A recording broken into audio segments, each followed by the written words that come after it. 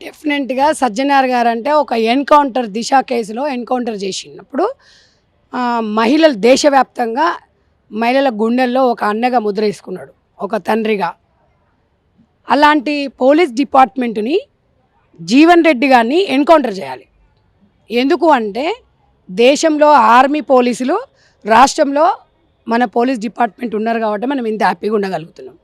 ఇవాళ police department లేకపోతే మనకి రక్షణ ఎక్కడ అనేది మనం ఒకసారి క్వశ్చన్ చేసుకోవాలి. వాడు వీధి గూండ కన్నా ఒక గల్లీ లీడర్ కన్నా అధ్వానంగా మాట్లాడుతుండే వీడి గూండలు కూడా ఇంత ఇంత దరిద్రంగా మాట్లాడరు.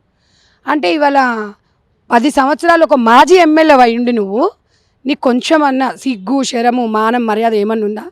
ఒక పోలీస్ డిపార్ట్మెంట్ని సజ్జనార్ గారికి లాగులలో తొండలు ఇస్తావు మొగోడు వర నువ్వు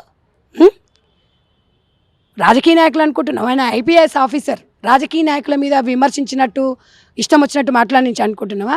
రాజకీయంగా రాజకీయ నాయకులను విమర్శించు. ఇలాంటి మాటలు మాట్లాడితే రాజకీయంగా విమర్శలు ప్రతి విమర్శలు ఉంటాయి కానీ ఒక డిపార్ట్మెంటు ఐపీఎస్ ఆఫీసర్లని పోలీసులని ఇవాళ అవమానించినవు అంటే నీకు భూమి మీద బతికే హక్కు లేదని నేను ఇవాళ ఒక ఉమెన్గా మాట్లాడుతున్నాను. నేను ఎందుకు అంటే పోలీస్ డిపార్ట్మెంట్ త్యాగాల కుటుంబం. పోలీస్ డిపార్ట్మెంట్ అంటేనే ఒక త్యాగం అంటేనే పోలీస్ డిపార్ట్మెంట్.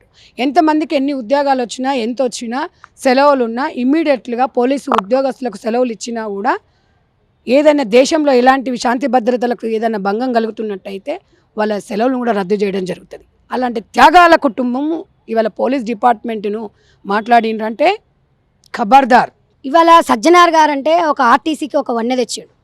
ఇవాళ బెట్టింగ్ యాప్ల మీద కానివ్వండి, డ్రగ్స్ కానివ్వండి, తనకంటే ఒక మార్కును తనకంటే ఒక బ్రాండ్గా ఎంచుకున్నాడు. ఒక సజ్జనార్ గారు అంటే ఒక బ్రాండే.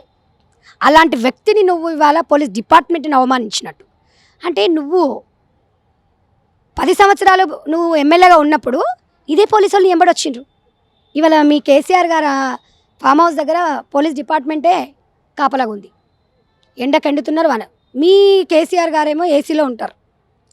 ఎమ్మెల్యేలను ఇవాళ ఏది ఎమ్మెల్యేలకే ఒక కవచకుండంలాగా పక్కన ఉంటూ వాళ్ళు ఒక దేశం కోసం రాష్ట్రం కోసం వాళ్ళ జీవితాలను త్యాగం చేసిన వ్యక్తులని లాగులల్ల తొండలు ఈడిచి కొడతాము నా బొచ్చు వీక్తారా అంటే ఆల్రెడీ నీ బూరు వీకిండ్రు, నేను ఇంట్లో కూర్చోబెట్టారు ఆర్మూరు ప్రజలు. ఇవాళ నువ్వు గతంలో చేసిన అరాచకాలు ఏందనేది ప్రజలందరికీ తెలుసు. అది గుర్తుపెట్టుకోండి. మీరు ఏం మాట్లాడుతున్నారు? ఇవాళ ఒక కులంతోని మతాన్ని ద్వేషించే పాడి కౌశిక్ రెడ్డి గారు ఒకరు, మీరొకరు. మీ వల్ల దేశానికి కానీ రాష్ట్రానికి కానీ కుటుంబానికి కానీ పార్టీలకు కానీ ఏం ఉపయోగం అయ్యా? ఏం మాట్లాడుతున్నారయ్యా మీరు? అంటే మీరు ప్రజాస్వామ్యంలో లేరా? అంటే ప్రజల మధ్యలో తిరగట్లేదా? మీరు ఒక ప్రజానాయకుడు అయి ఉండి మీరు కార్యకర్తలకు ఏం మెసేజ్ ఇస్తున్నారు?